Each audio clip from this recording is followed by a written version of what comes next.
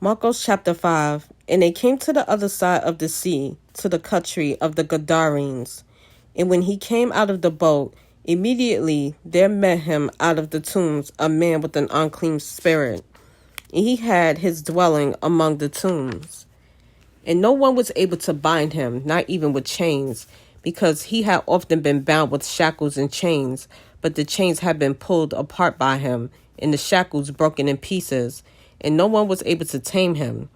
And continually, night by day, he was in the mountains and in the tombs, crying out and cutting himself with stones. And seeing Yahusha from a distance, he ran and bowed down to him.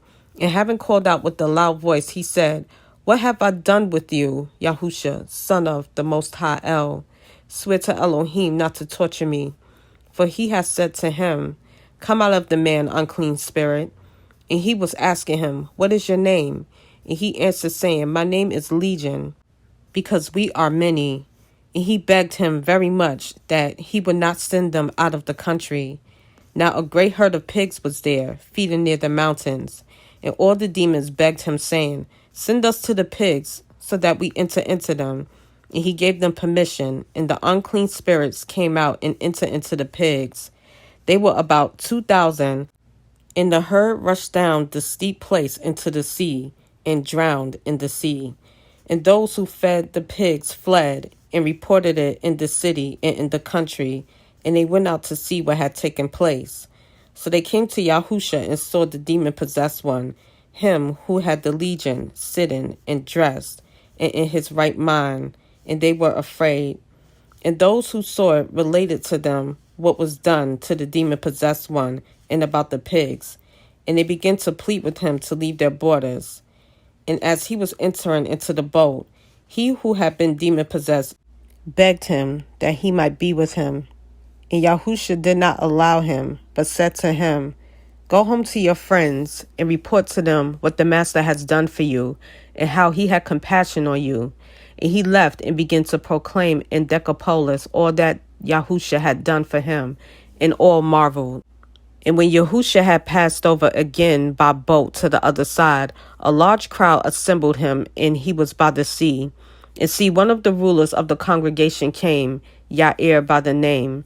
And when he saw him, he fell at his feet and begged him strongly, saying, "My little daughter lies at the point of death. Come lay your hands on her to heal her, and she shall live."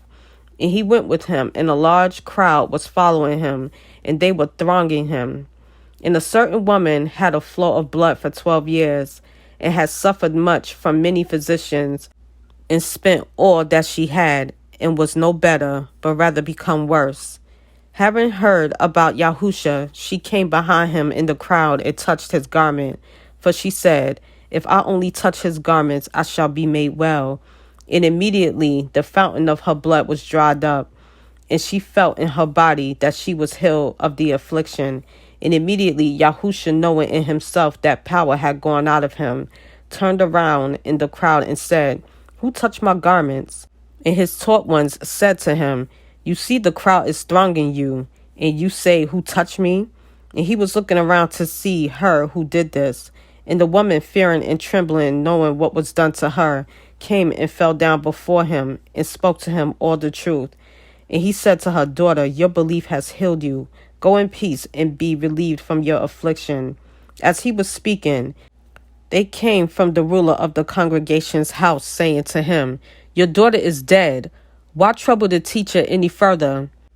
But having heard the word that was spoken, Yahusha said to the ruler of the congregation, "Do not be afraid, only believe."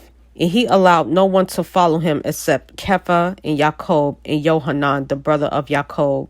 So they came to the house of the ruler of the congregation and saw a commotion and much weeping and lamenting. And coming in, he said to them, "Why make this commotion and weep? The child has not died, but is sleeping." And they were laughing at him. And when he had put them all out, he took the father and the mother of the child and those who were with him, and went in where the child was lying. And taking the child by the hand, he said to her, "Talitha Kumi," which is translated, "Little girl, I say to you, arise." And immediately the girl rose up and was walking, for she was 12 years old, and they were completely astonished. But he ordered them many times that no one should know it, and said that she should be given food to eat.